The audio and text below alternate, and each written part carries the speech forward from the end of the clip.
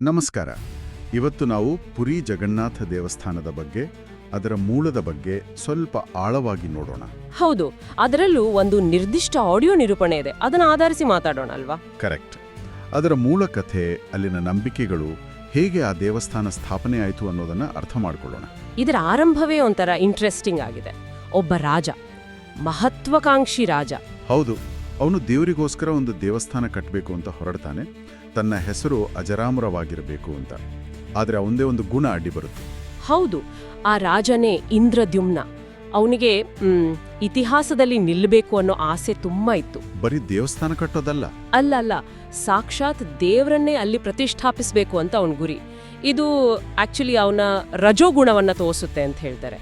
ರಜೋಗುಣ ಅಂದ್ರೆ ಸ್ವಲ್ಪ ವಿವರಿಸ್ತೀರಾ? ಅಂದ್ರೆ ಅದು ಕೇವಲ ಅಹಂಕಾರ ಅಂತ ಹೇಳೋಕ್ಕಾಗಲ್ಲ. ಒಂಥರ ತೀವ್ರವಾದ ಆಸೆ, ಏನಾದ್ರೂ ಸಾಧಿಸ್ಬೇಕು, ಕೀರ್ತಿ ಗಳಿಸ್ಬೇಕು ಅನ್ನೋ ಹಂಬಲ. ಸರಿ. ಅವನ ಆಸೆಗೆ ತಕ್ಕ ಹಾಗೆ ಒಂದು ಸ್ವಪ್ನ ಬೀಳುತ್ತಲ್ವಾ? ಹೌದು, ವಿಷ್ಣುವೇ ಕನಸಲ್ಲಿ ಬಂದು ಹೇಳ್ತಾನೆ, ತಾನು ನೀಲಾಚಲ ಪರ್ವತದಲ್ಲಿ ನೀಲಮಾಧವ ಅನ್ನೋ ರೂಪದಲ್ಲಿ ಇದೀನಿ ಅಂತ.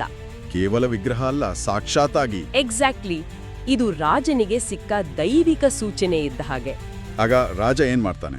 ತಕ್ಷಣ ತನ್ನ ಸಲಹೆಗಾರ ವಿದ್ಯಾಪತಿ ಅನ್ನೋ ಬ್ರಾಹ್ಮಣನನ್ನ ಕಳಿಸ್ತಾನೆ, ನೀಲಾಚಲ ಪರ್ವತ ಹುಡ್ಕೊಂಡು ಹೋಗು ಅಂತ. ಸೈನ್ಯ ಕಳಿಸಿದ್ರು ಆಗಿರ್ಲಿಲ್ಲ ಅನ್ಸುತ್ತೆ. ಇಲ್ಲ, ಸೈನ್ಯಕ್ಕೆ ಸಾಧ್ಯ ಆಗಿರ್ಲಿಲ್ಲ. ವಿದ್ಯಾಪತಿ ಒಬ್ಬನೇ ಹೋಗ್ತಾನೆ. ಹುಡುಕ್ತಾ ಅವನು ಕಾಡಿನ ಪ್ರದೇಶಕ್ಕೆ ಹೋಗ್ತಾನೆ. ಅಲ್ಲಿ ಗೊಂಡ ಜನಾಂಗದ ಮುಖ್ಯಸ್ಥನ ಮಗಳನ್ನ, ಲಲಿತಾಳನ್ನ ಭೇಟಿ ಮಾಡ್ತಾನೆ. ಅವಳನ್ನ ಪ್ರೀತಿಸಿ ಮದುವೆಯೂ ಆಗ್ತಾನೆ. ಓ, ಕಥೆಯಲ್ಲಿ ಒಂದು ತಿರುವು. ಹೌದು. ಆಮೇಲೆ ಗೊತ್ತಾಗತ್ತೆ, ಅವನ ಮಾವ ಪ್ರತಿ ರಾತ್ರಿ ರಹಸ್ಯವಾಗಿ ಎಲ್ಲೋ ಹೋಗ್ಬರ್ತಾರೆ ಅಂತ. ಎಲ್ಲಿಗೆ ಅಂತ ಗೊತ್ತಾಗಲ್ವಾ? ಇಲ್ಲ, ವಿದ್ಯಾಪತಿ ಹೆಂಡತಿಯನ್ನ ಕೇಳ್ತಾನೆ. ಆಗ ಅವಳು ಹೇಳ್ತಾಳೆ, ಅಪ್ಪ ನೀಲಮಾಧವನ ಪೂಜೆಗೆ ಹೋಗ್ತಾರೆ ಅಂತ. ಅದು ತುಂಬಾ ರಹಸ್ಯವಾಗಿರುತ್ತೆ. ಹೌದು. ವಿದ್ಯಾಪತಿ ನಾನು ನೋಡ್ಬೇಕು ಅಂತ ಹಠ ಹಿಡಿತಾನೆ. ಮಾವ ಸರಿ ಅಂತಾರೆ, ಆದ್ರೆ ಕಣ್ಣಿಗೆ ಬಟ್ಟೆ ಕಟ್ಟಿ ಕರ್ಕೊಂಡು ಹೋಗ್ತೀನಿ ಅಂತಾರೆ. ಆವಾಗ್ಲೇ ಅವನ ಉಪಾಯ ಮಾಡೋದಲ್ವಾ, ಸಾಸಿವೆ ಕಾಳನ್ನ. ಹೌದು, ದಾರಿ ಗೊತ್ತಾಗ್ಲಿ ಅಂತ ತನ್ನತ್ರ ಇದ್ದ ಸಾಸಿವೆ ಕಾಳು, ಅಂದ್ರೆ ಆವಾಲು ಅಂತ ಮೂಲದಲ್ಲಿ ಹೇಳಿದ್ದಾರೆ, ಅದನ್ನ ದಾರಿಯುದ್ದಕ್ಕೂ ಉದುರಿಸ್ತಾ ಹೋಗ್ತಾನೆ. ಅವನಿಗೆ ನೀಲಮಾಧವನ ದರ್ಶನ ಆಗುತ್ತೆ. ಆದ್ರೆ ಇದು ಅವನ ಜಾಣತನವೋ ಅಥವಾ ತನ್ನ ಕೆಲ್ಸ ಆಗ್ಬೇಕು ಅಂತ ಮುಂದಿನದನ್ನ ಯೋಚಿಸದೆ ಮಾಡಿದ್ದೋ ಗೊತ್ತಿಲ್ಲ. ಆಮೇಲೆ ವಾಪಸ್ ಬಂದು ರಾಜನಿಗೆ ಹೇಳ್ತಾನೆ. ಹೌದು, ಆಗ ರಾಜನ ರಜೋಗುಣ ಮತ್ತೆ ಕೆಲ್ಸ ಮಾಡುತ್ತೆ.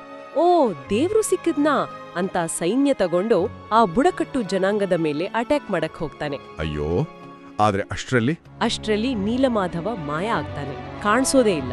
ರಾಜನಿಗೆ ಸಿಟ್ಟು ಬಂದು ಆ ಬುಡಕಟ್ಟು ಮುಖ್ಯಸ್ಥನನ್ನೇ ಬಂಧಿಸ್ಬಿಡ್ತಾನೆ.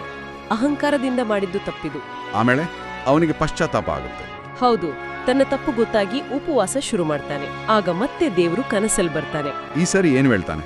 ನೋಡು, ನಿನ್ನ ಅಹಂಕಾರದಿಂದ ನಾನು ಹೋದೆ. ಈಗ ಚಕ್ರತೀರ್ಥ ಅಂತ ಒಂದು ಜಾಗ ಇದೆ. ಅಲ್ಲಿ ಸಮುದ್ರದ ಹತ್ರ ನಾನು ಒಂದು ಮರದ ದಿಮ್ಮಿ ರೂಪದಲ್ಲಿ ತೇಲ್ತಾ ಇದ್ದೀನಿ. ದಾರು ಅಂತಾರೆ ಅದಕ್ಕೆ. ಅದನ್ನ ತಂದು ಪ್ರತಿಷ್ಠೆ ಮಾಡು ಅಂತ. ಸರಿ. ರಾಜ ಹೋಗಿ ನೋಡ್ತಾನೆ, ದಿಮ್ಮಿ ಇರುತ್ತೆ. ಆದ್ರೆ ಎಷ್ಟೇ ಜನ ಟ್ರೈ ಮಾಡಿದ್ರು ಅದನ್ನ ದಡಕ್ಕೆ ತರೋಕ್ ಆಗಲ್ಲ. ಅಷ್ಟು ಭಾರಿ ದಿಮ್ಮಿ ಅದು. ಹೌದಾ? ಯಾಕಾಗೆ? ಆಗ ಮತ್ತೆ ದೇವವಾಣಿ ಆಗುತ್ತೆ, ನೀನು ಗೊಂಡರ ಮುಖ್ಯಸ್ಥನಿಗೆ ಅನ್ಯಾಯ ಮಾಡಿದ್ಯಾ. ಮೊದ್ಲು ಹೋಗಿ ಅವನ ಕ್ಷಮೆ ಕೇಳು, ಅವನ ಸಹಾಯದಿಂದ ಇದನ್ನ ದಡಕ್ಕೆತ ಅಂತ. ಓ, ಅಂದ್ರೆ ಅವನ ಅಹಂಕಾರ ಪೂರ್ತಿ ಹೋಗ್ಬೇಕು ಅಂತಾನ? ಹೌದು, ಎಲ್ಲರನ್ನೂ ಸೇರ್ಸ್ಕೊಂಡು ಹೋಗ್ಬೇಕು ಅನ್ನೋ ಪಾಠ. ರಾಜ ಹೋಗಿ ಕ್ಷಮೆ ಕೇಳ್ತಾನೆ, ಮುಖ್ಯಸ್ಥ ಸಹಾಯ ಮಾಡ್ತಾನೆ, ಆಗ ದಿಮ್ಮಿ ದಡಕ್ ಬರುತ್ತೆ. ಈಗ ಅದರಿಂದ ವಿಗ್ರಹ ಕೆತ್ತಬೇಕು. ಅದೇ ದೊಡ್ಡ ಚಾಲೆಂಜ್. ಏಕೆಂದ್ರೆ ಯಾವ ಶಿಲ್ಪಿಯೂ ಅದನ್ನ ಕೆತ್ತೋಕ್ ಆಗಲ್ಲ, ಅವರ ಉಳಿಗಳೇ ಮುರಿದು ಹೋಗುತ್ತೆ. ಆಗೇನ್ ಮಾಡೋದು? ಆಗ ಒಬ್ಬ ವೃದ್ಧ ಆದ್ರೆ ತೇಜಸ್ವಿ ಆಗಿರೋ ಶಿಲ್ಪಿ ತಾನಾಗೆ ಬರ್ತಾನೆ. ಇವನೇ ವಿಶ್ವಕರ್ಮ, ದೇವಶಿಲ್ಪಿ ಅಥವಾ ವಿಷ್ಣುವೇ ಅಂತಾನೂ ಹೇಳ್ತಾರೆ. ಸರಿ. ಅವನೇನ್ ಹೇಳ್ತಾನೆ? ಅವನು ಒಂದು ಕಂಡೀಷನ್ ಹಾಕ್ತಾನೆ. ನಾನು ಈ ಮರದ ದಿಮ್ಮಿ ಜೊತೆ ಒಂದು ರೂಮಲ್ಲಿರ್ತೀನಿ 21 ದಿನ. ಬಾಗಿಲು ಮುಚ್ಚಿರ್ಬೇಕು, ಯಾರೂ ಯಾವ್ದೇ ಕಾರಣಕ್ಕೂ ಬಾಗಿಲು ತೆಗಿಬಾರ್ದು, ಒಳಗೇನು ನಡೀತಿದೆ ಅಂತ ನೋಡಬಾರ್ದು. 21 ದಿನ ಬಹಳ ಸಮಯ. ರಾಜ ಒಪ್ಕೊಳ್ತಾನೆ. ಬೇರೆ ದಾರಿ ಇಲ್ಲ. ಆದ್ರೆ ದಿನಗಳು ಹೋಗ್ತಾ ಇರುತ್ತೆ. ರಾಣಿ ಗುಂಡೀಚ, ರಾಜನ ಹೆಂಡ್ತಿ, ಅವಳಿಗೆ ಟೆನ್ಷನ್ ಆಗತ್ತೆ. ಏಕೆ? ಒಳಗಿಂದ ಯಾವ ಶಬ್ದನೂ ಬರ್ತಾ ಇರಲ್ಲ. ಶಿಲ್ಪಿ ಸತ್ತೇ ಹೋದ್ನ ಏನು ಅಂತ ಭಯ ಪಡ್ತಾಳೆ. ಅವಳು ರಾಜನನ್ನ ಒತ್ತಾಯ ಮಾಡ್ತಾಳೆ, ಬಾಗಿಲು ತೆಗ್ಸಿ ಅಂತ. ಅಯ್ಯೋ, ಕಂಡೀಷನ್ ಬ್ರೇಕ್ ಮಾಡಿದ್ರು.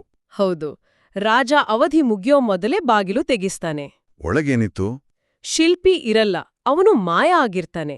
ಅಲ್ಲಿರೋದು ಅರ್ಧಂಬರ್ಧ ಕೆತ್ತಿದ 3 ವಿಗ್ರಹಗಳು. ಕೈ ಕಾಲುಗಳಿಲ್ಲ, ಒಂಥರ ಅಪೂರ್ಣ ರೂಪದಲ್ಲಿ.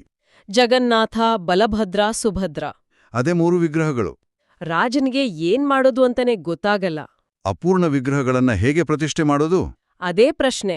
ಆದ್ರೆ ಆಗ ಆಕಾಶವಾಣಿಯಾಗತ್ತೆ, ಇದೇ ದೇವರ ಸಂಪೂರ್ಣ ರೂಪ, ಇದೇ ರೀತಿ ಇವುಗಳನ್ನ ಪ್ರತಿಷ್ಠೆ ಮಾಡು ಅಂತ. ಓ, ಹಾಗೇನಾ? ಇದು ಬಹುಶಃ ಮನುಷ್ಯನ ಪರ್ಫೆಕ್ಷನ್ ಅನ್ನೋ ಕಲ್ಪನೆಗೂ ಮೀರಿದು ದೈವತ್ವ ಅನ್ನೋದನ್ನ ಸೂಚಿಸುತ್ತೆ. ಅದ್ಭುತವಾಗಿದೆ. ಆಮೇಲೆ ರಾಜ ಆ ವಿಗ್ರಹಗಳನ್ನೇ ಪ್ರತಿಷ್ಠೆ ಮಾಡ್ತಾನೆ. ಹೌದು, ಆ ಅಪೂರ್ಣ ರೂಪಗಳನ್ನೇ ದೇವಸ್ಥಾನದಲ್ಲಿ ಪ್ರತಿಷ್ಠಾಪಿಸ್ತಾನೆ. ಈ ಘಟನೆ ನಡೆದಿದ್ದು ಕೃತಯುಗದಲ್ಲಿ ಅಂತ ಮೂಲಗಳು ಹೇಳುತ್ತವೆ, ಅಂದ್ರೆ ಬಹಳ ಪ್ರಾಚೀನ ಕಾಲದಲ್ಲಿ.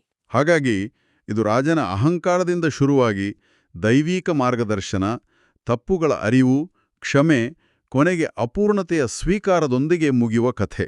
ಹೌದು, ಇದ್ರಲ್ಲಿ ಮಾನವ ದೌರ್ಬಲ್ಯ, ಪಶ್ಚಾತ್ತಾಪ, ಭಕ್ತಿ ಎಲ್ಲವೂ ಇದೆ. ಇಲ್ಲೊಂದು ವಿಷಯ ಯೋಚನೆ ಮಾಡಬೇಕನ್ಸುತ್ತೆ. ಈ ಕಥೆಯಲ್ಲಿ ದೇವರ ವಿಗ್ರಹಗಳು ಯಾವತ್ತಿಗೂ ಅಪೂರ್ಣವಾಗಿಯೇ ಉಳಿದಿರೋದು. ಇದರ ಅರ್ಥವೇನು? ಇದು ನಾವು ದೇವರನ್ನ ಪೂರ್ತಿಯಾಗಿ ಅರ್ಥ ಮಾಡ್ಕೊಳ್ಳಕ್ಕಾಗಲ್ಲ ಅನ್ನೋದನ್ನ ತೋರಿಸುತ್ತಾ? ಅಥವಾ ಭಕ್ತಿ ಅನ್ನೋದು ಒಂದು ರೂಪಕ್ಕೆ ಸೀಮಿತವಾಗಿಲ್ಲ, ಆ ನಂಬಿಕೆಯೇ ಮುಖ್ಯ ಅನ್ನೋದನ್ನ ಹೇಳುತ್ತಾ?